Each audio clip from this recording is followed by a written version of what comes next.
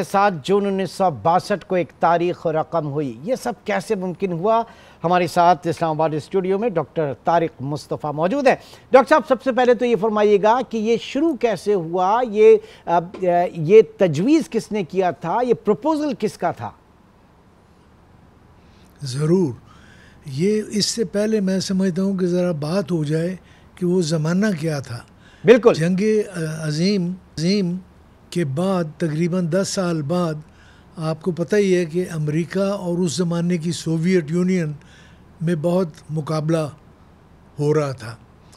तो अमेरिका और वेस्ट अपने आप को समझता था कि रॉकेटरी में हम बहुत आगे हैं और रूस ने जंग तो जीत ली है लेकिन वो टेक्नोलॉजिकली पीछे हैं। लेकिन हुआ ये कि मेरा ख़्याल है 1956 था तो सडनली ख़बर आई बल्कि कि रूस कामयाब हो गया है मदार में स्पुतनिक सैटेलाइट छोड़ने का, कि टूट से बिल्कुल वेस्टर्न एस्टेब्लिशमेंट शॉक हो गई थी। उनको यकीन नहीं आता था कि ये मुमकिन है। और उससे भी बड़ी बात हुई कि चंद साल के अंदर रूस ने ना सिर्फ वो सैटेलाइट छोड़ा बल्कि उसके बाद यूरी गागरिन अपने एक एस्ट्रोनॉट को मदार में भेज दिया। इसके लिए बड़ा ताकतवर रॉकेट चाहिए था और अमेरिका और बरतानिया और वेस्ट वगैरह सोच भी नहीं सकते थे कि रूस ने इतनी तरक्की कर ली है। तो इस पर जाहिर है कि अमेरिका ने भी उसका जवाब देना था। तो जब प्रेसिडेंट कैनेडी आए तो उन्होंने अपने साइंटिस्ट को चैलेंज किया कि अगर ये बात है तो चलो अब हम रूस के साथ बाकायदा रेस लगाते हैं और उसका रेस का ये होगा टारगेट कि चांद के ऊपर खुलाबाजों को भेजा जाए और उनको वापस सेफली ज़मीन पे वापस लाया जाए। इसमें देखते हैं कौन आगे बढ़ता है। अच्छा। तो उससे अमेरिका का अपोलो प्रोग्राम जन्म में आया। जो ये बात हो रही है अब 1961 की। इत्तेफाक से उन्हीं दिनों प्रेसिडेंट अयूब खान पाकिस्तान से मदऊ किए गए थे। कैनेडी साहब ने उनको मदऊ किया था और वो विज़िट पे अमेरिका गए हुए थे और प्रोफेसर अब्दुल सलाम उनके साथ चीफ साइंटिफिक एडवाइज़र के तौर पे थे।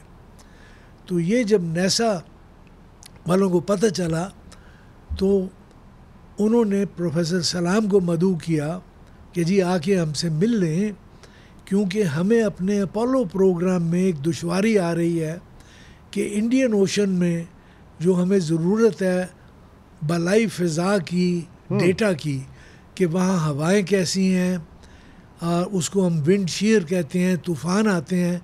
ये बात मैं कर रहा हूँ 50 से 100 मील ऊपर फ़ज़ा में। अच्छा। अंग्रेज़ों ने यहाँ मीट्रोलॉजिकल डिपार्टमेंट हिंदुस्तान में बड़ा अच्छा था लेकिन वो सिर्फ 30,000 फुट तक बुलंदी तक उसकी इन्फॉर्मेशन मिलती थी।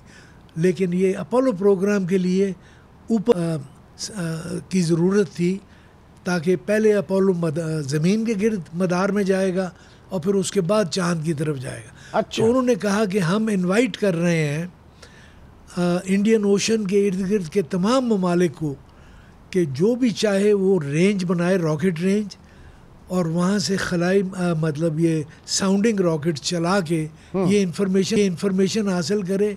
शर्त हमारी ये होगी कि हमारे साथ शेयर करें। अच्छा। तो ये इनविटेशन सब ममालिक के लिए थी और उनके डायरेक्टर ने कहा कि ये खुशकिस्मती है कि आपका प्रेसिडेंट और आप यहाँ आए हुए हैं, तो आइए और अपना बताएं कि पाकिस्तान इंटरेस्टेड है। मैं उन दिनों नया एटॉमिक एनर्जी कमीशन में था और मुझे फेलोशिप पे ओकरिज नेशनल लेबॉरेटरीज़, ये अमेरिका की टेनेसी रियासत में बहुत बड़ी उनकी मशहूर लेबॉरेटरी थी और प्रोफेसर सलाम से मेरे अच्छे ताल्लुकात थे, अच्छी तरह वो जानते थे। प्रोफेसर साहब तो मैथमेटिकल फिजिसिस्ट, फंडामेंटल पार्टिकल्स वगैरह में थे, तो इस काम के लिए तो इंजीनियरिंग की ज़रूरत है। तो उनको फ़ौरन मेरा ख्याल आया, उन्होंने मुझे ओकरिज फ़ोन किया कि भाई सुबह पहुंचो वाशिंगटन। अच्छा। जिस तरह भी होता है बड़ी इम्पोर्टेंट मीटिंग है। सो जी इस तरह हम नासा में पहुंच गए। नासा का जो डायरेक्टर था उसने कोई वक्त नहीं ज़ाया किया, उसने कहा कि जी हमारी खुशकिस्मती है कि आप यहाँ पहुँचे हुए हैं, तो ये हमारा प्रपोज़ल है, क्या पाकिस्तान इसमें इंटरेस्टेड है। सलाम साहब आप जानते हैं वो पंजाबी के शौकीन थे, पंजाबी बोलते थे मेरी तरफ कि भाई तारिक की ख्याल है तेरा। अच्छा। तो मेरा इंस्टेंट जवाब ये था, ये उन्हीं गोरों के सामने वहीं पे सर? वहीं जी, वहीं बिल्कुल। अच्छा अच्छा। मेरा जवाब था कि साडा ते ख्वाब पूरा हो जाएगा। वो जो डायरेक्टर था वो सुन रहा था, उसने कहा, उसने इंटरप्ट किया सलाम साहब को और कहा कि मुझे लगता है कि यंग मैन इज़ कीन। तो सलाम साहब ने सर हिलाया इस तरह। हाँ। और इस पे देखिए अमेरिकन कैसे काम करते हैं। हाँ। डायरेक्टर ने घड़ी देखी, उसने कहा इस वक्त 10:30 बजे हैं। 1 बजे नासा का प्लेन वाशिंगटन एयरपोर्ट से जाता है, उनकी रॉकेट रेंज है अटलांटिक पे वॉलप्स आइलैंड। हम इसको जहाज़ पे बिठा देंगे, मैं रेंज खुली रखवाऊँगा, डायरेक्टर वहाँ का इसको चक्कर लगाएगा जो ज़रूरत है। उसके बाद यही प्लेन सुबह 8 बजे वापस आएगा। ये रात को बैचलर क्वार्टर्स में सोएंगे और अपनी रिपोर्ट लिखेंगे और कल सुबह हम फिर मिलते हैं। अच्छा। सो जनाब मैं रेंज में गया, चक्कर लगा, रिपोर्ट भी लिखी, सिर्फ ये कि मैं सोया नहीं उस रात। सो अगली सुबह वापस उस मीटिंग में पहुँचे तो उधर से भी रिपोर्ट आ चुकी थी कि हाँ अब बंदे को समझ है थोड़ी बहुत, और मैंने भी 3 पेज अपनी रिपोर्ट पॉजिटिव दी सलाम साहब को। तो तय हुआ कि जी द प्रोग्राम इज़ ऑन, अब हमें प्रेसिडेंट साहब का अप्रूवल चाहिए। सो सलाम साहब वो 3 जो मेरी शॉर्ट रिपोर्ट थी अयूब साहब के पास ले गए। उन्होंने कहा कि भाई ये तो बड़ी अच्छी मुख्तसर रिपोर्ट है और दोनों तरफ से गो है, लिहाजा गो अहेड, अप्रूव्ड लिख दिया। और इस तरह ये बेसिकली जो आम तौर पे PC1 बनते हैं, FAs आते हैं, दूसरी मिनिस्ट्रीज़ के व्यूज़ लिए जाते हैं, वो कुछ नहीं हुआ।